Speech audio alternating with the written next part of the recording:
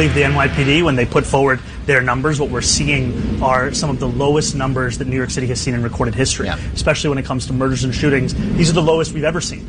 And what I think is important to know is a lot of the increase in rape also comes from an expanded definition of what counts as rape, as well as survivors coming forward for acts that took place years prior. Rape is up exponentially, and the mayor says, well, it really depends on how you define rape.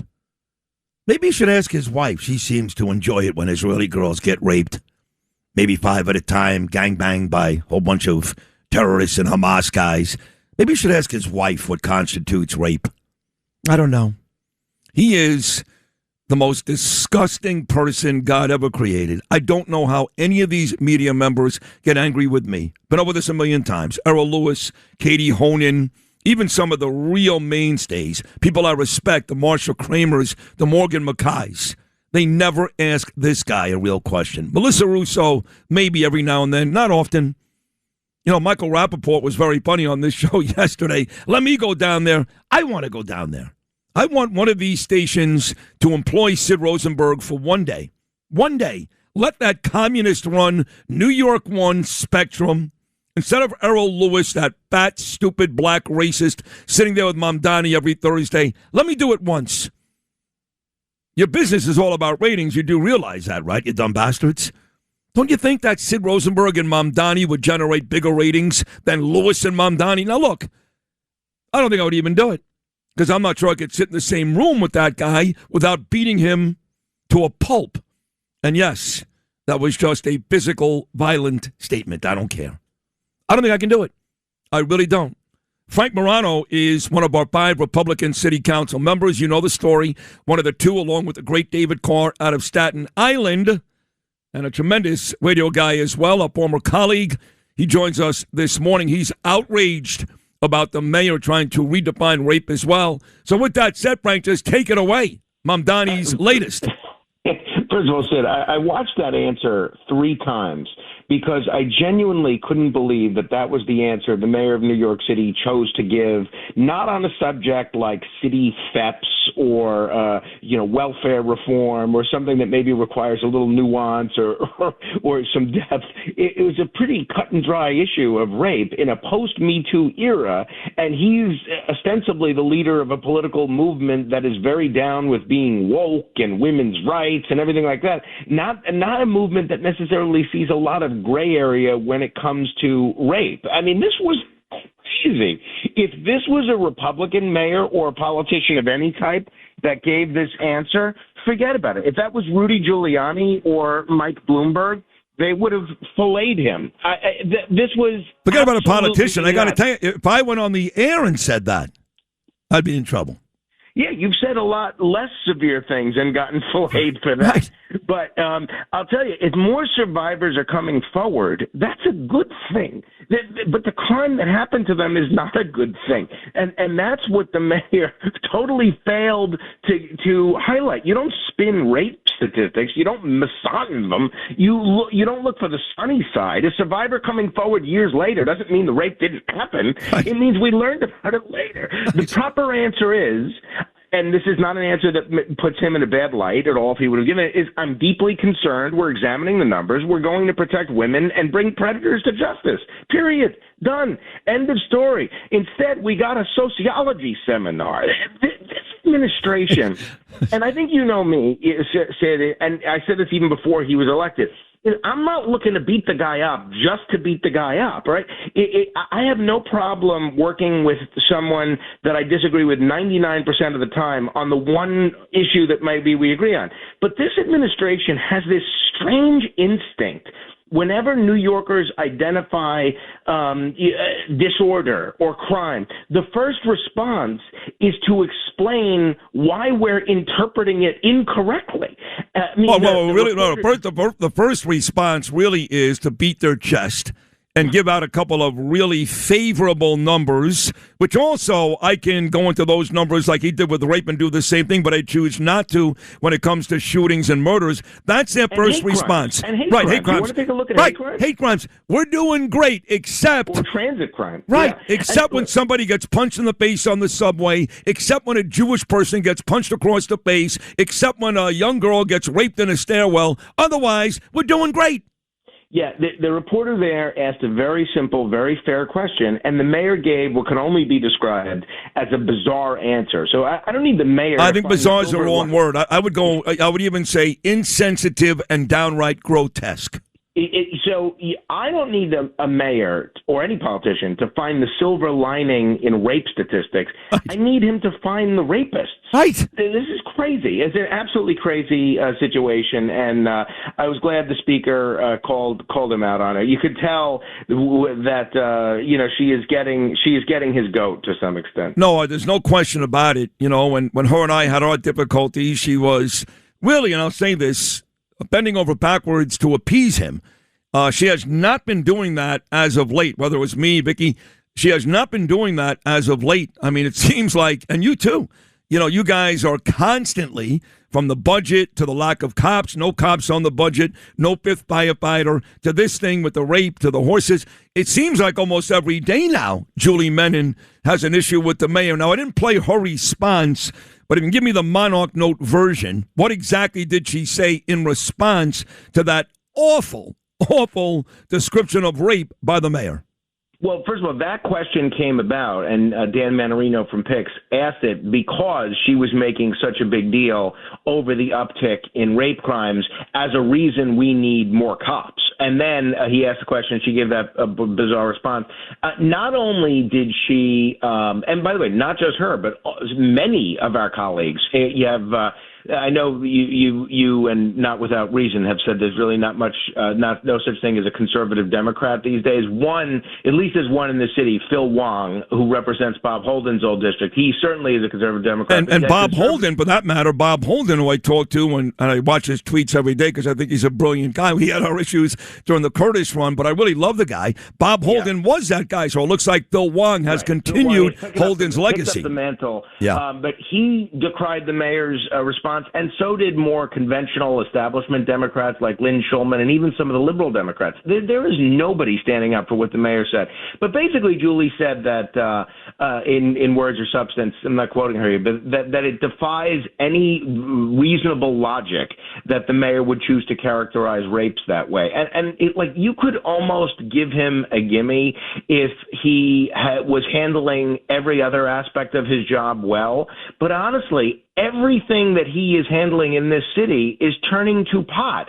And, I heard you, and maybe it was with Joe Benigno the other day, or maybe it was one of your monologues, talk about how it takes time for the city to turn around in both directions, on a positive level and in a negative direction. We are setting this city up for failure in so many different areas. I heard, your terrific interview with Vicky yesterday, and you guys talked about the Little Italy debacle. I mean, that's just one minor example, which ultimately doesn't affect many people's lives, but it says a lot about the mayor's character. He doesn't view himself as a cheerleader for New York City. He doesn't view himself as a mayor that represents all New Yorkers. And if you look at how he's handling homelessness, the way that he's handling homelessness, whether it's in Manhattan, Brooklyn, or Staten Island, that has the opportunity to set us back to the pre-Giuliani era more than almost anything any mayor's ever done. Take a look at what's going on at the Intrepid. If you walk outside of the Intrepid, there's this homeless encampment. The Post has been covering it. It stretches 12 blocks on the west side. 12 blocks. There's tents. There's open drug That's like use, Los Angeles. That's like Los Angeles, Frank. Yeah, and police had to intervene yesterday over an illegal electricity hookup. The homeless are setting up camps and with electricity.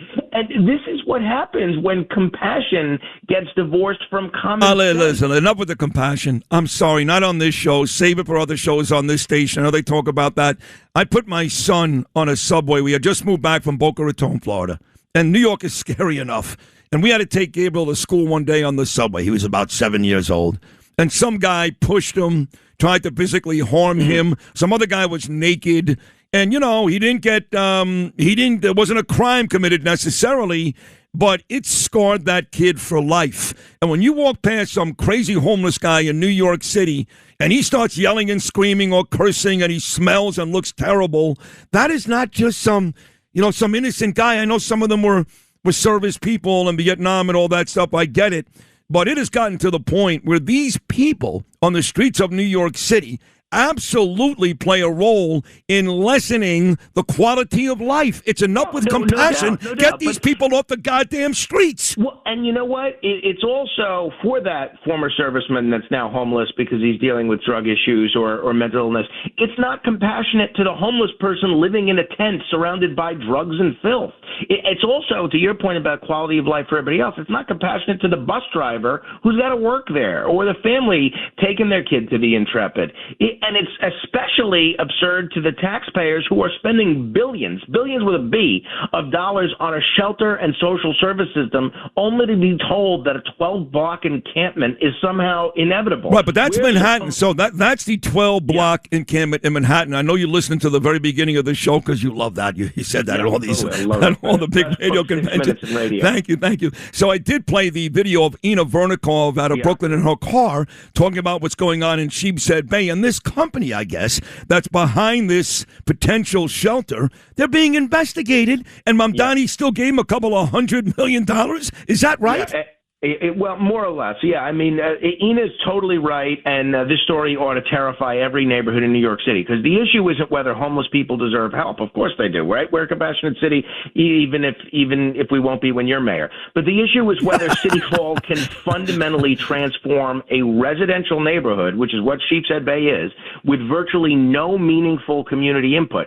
They're taking out families and bringing in 110 single adult men. The city says it's not even conducting criminal background vetting.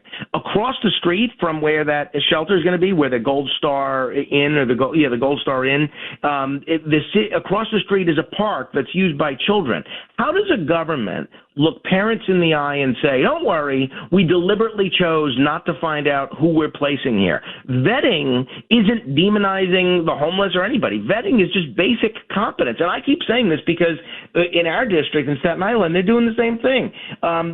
We're a living version of it on Arthur Kill Road. Communities learn about these decisions after this bureaucracy has already decided what it's going to do. You know what I would do? I would not only not close Rikers Island, I'd build new housing on Rikers Island, and I'd put 3 groups of people on Rikers Island. I mean this. Obviously, the criminals, they need to be there, okay? Not in my neighborhood. Secondly, I would put illegals somewhere else on Rikers Island, and the homeless.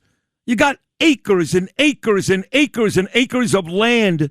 Take all 3 of those groups, the criminals, the illegals, and the homeless, and build more housing and put them on Rikers Island. Keep all those people away from law-abiding citizens like us. Let me get to the minorities, this battle over specialty programs in schools.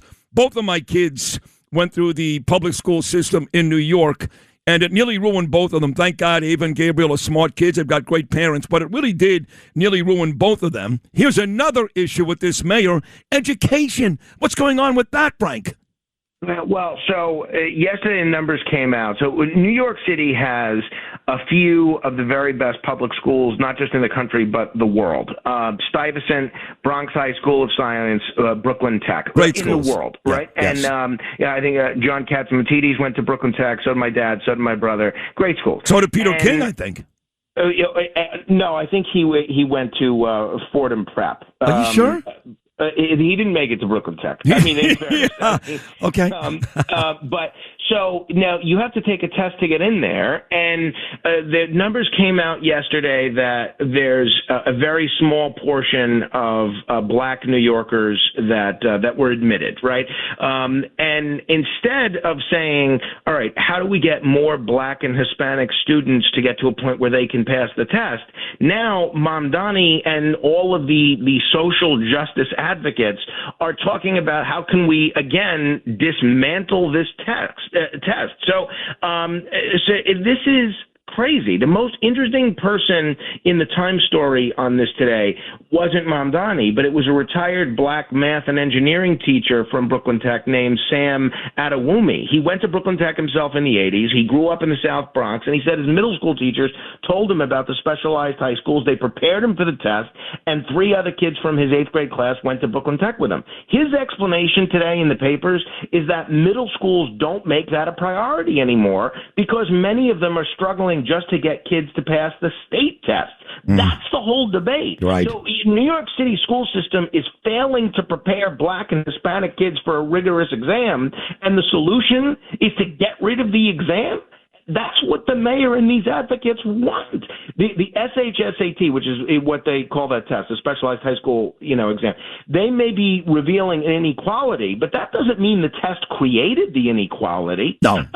Ridiculous. Mamdani says one test doesn't measure aptitude. Okay, I agree. But no test measures the totality of a human being. The question is whether this test measures the academic skills necessary to succeed in some of the most rigorous high schools in America. These schools are able to take one generation of immigrants who come here impoverished and turn them into wealthy lawyers, doctors, generals, radio station owners like John Katsimatidis, health insurance executives like my dad. These were people that grew up poor and working class, and because of the education that they got at these specialized high schools, they're able to be really successful people. And to the mayor to say we want to destroy these schools by destroying the test, why? Because too many Chinese people get in? Sorry. Help these kids, help these black and Hispanic kids pass the test. Yeah, how about competing with the Asian kids who are home doing math and science while our kids are doing half-naked dances on TikTok? Is that the Asians' fault? Let's dumb down all of our tests so we can make sure that our moronic kids can compete. Mamdani's an asshole. That's the bottom line. I can't say it any better than that. But I'm going to say to you the same thing I said to Vicky Palladino yesterday. You are too smart and too good. You've already outlived the city council. I need you to run for something bigger. I really mean that, Frank. Well, I think you're brilliant. It. I think you're brilliant. I really do. On Staten Island, we're very blessed to have a lot of very good elected officials. Queens, Vicky would be a greater improvement over John Liu, the state senator there. And obviously she and the borough president, the term limiter there, she'd be great there. But we're very lucky to have a great congressperson in Nicole Malliotakis, a great senator, and Andy Lanza. But honestly, if you could see the crazy bills that some of my colleagues in the city council, bring up on a regular basis, and of the things that the mayor's office is doing. We didn't even get into, maybe we do it next time, the Department of Education contracting scandal, where this school's chancellor, Kamar Samuels, he may turn out to be the shortest tenured schools chancellor since Mike Bloomberg picked Kathy Black, because the amount of stonewalling and a lack of transparency about how these contracts are given out. I'm sure you saw the story, but maybe your audience might have missed it. They had a vendor that they had in schools that basically they encouraged the vendor to break the rules, or at least bend the rules, about how they were billing the city so that they could get paid. And on top of that, they found that a teacher that was dismissed for doing all sorts of wacky things with students was back in a school through the vendor. No vetting and anything at all. And we've asked, Julie Menon and the council have asked repeatedly about how these contracts are awarded, how the procurement process has been given out, and we've gotten no answers at all. Of course not. And only yesterday, when the mayor was threatened with a subpoena, did he say that they're going to be looking into it. So there's a lot going wrong with the city, and I think it may sound silly to people that think the city council is just a silly place to be, but there's a lot of need for oversight, and there's a lot of need for fighting the good fight on the city council. You were kind enough to mention my radio career, and I miss being on the radio very much, and that's why I'm so grateful when you give me these opportunities. But it was a very difficult decision to walk away from a show that I really enjoyed doing, number one, but was really growing in the ratings and affiliates and revenue and all the ways that we measure radio success. And I wouldn't be doing this and working 18 hours a day, literally maybe more, if I didn't think that I could move the needle forward and move the ball forward in a positive way. And we're trying to deliver for veterans. I'm doing that as the chair of the Veterans Committee and trying to do a lot of other good things. So I appreciate the endorsement for future office, but I'm very content to stay here and battle the crazies as best as we can. Well, God bless you, and no disrespect to anybody on the air now or prior, but we've never really replaced you. No one can. We, they're all nice people, but they don't come close to what you accomplished here. I appreciate that, Sid. It's true. And, I it's true. Listen, I tell the truth, and John can't yell at me if I tell the truth. I tell the truth. We've tried, and we have some nice people. There's a guy here now. He's very nice, but he ain't you. So listen, continued success. Keep up the fight, Frank Morano. You're great, and this was a great appearance as always. Thank you so much. Thank you for having me, Sid. Congratulations again on the interview with Benjamin Netanyahu. Thank you. Some of the people took issue with the clip that you played this morning and yesterday about me saying that you're maybe the most influential New York radio host since Bob Grant. I stand by that. I don't know that there's another local radio show that to talk about the biggest story in the country, the Lindsey Graham situation, could get the second most newsworthy person on the planet, which is Benjamin Netanyahu, to come on that show and talk about it and do so with a level of candor that I haven't really heard him express anywhere else. This is the only show where on any given day you could hear the president or Erdogan or Joe Benigno or like Darryl Strawberry. Like there's just no telling what will happen on this show any given day, and it's one of the reasons that I think people are afraid to tune out. Thank you, buddy. Strawberry will be on this show Friday, just so you know. Of course he will. Yeah, Erdogan to Strawberry. Erdogan is going to be a tough one, but we'll see what we can do. Frank, great job. Really terrific. Thank you so much, pal. I love you. Thank you. Thank you, brother. I love you. Thanks for the support and allowing me on there. The great Frank Morano right there, City Council member. Thanks for listening to Sid and Friends in the Morning. You can hear Sid and Friends in the Morning weekday mornings at 6. If you like the podcast, share it with your friends and listen anytime at WABCRadio.com and download the WABC Radio app. Hit that subscribe button on all major podcast platforms. Plus, follow WABC on social on Instagram, TikTok, Facebook, and X. See you next time for a new episode so you never have to wonder. What the heck is going on here?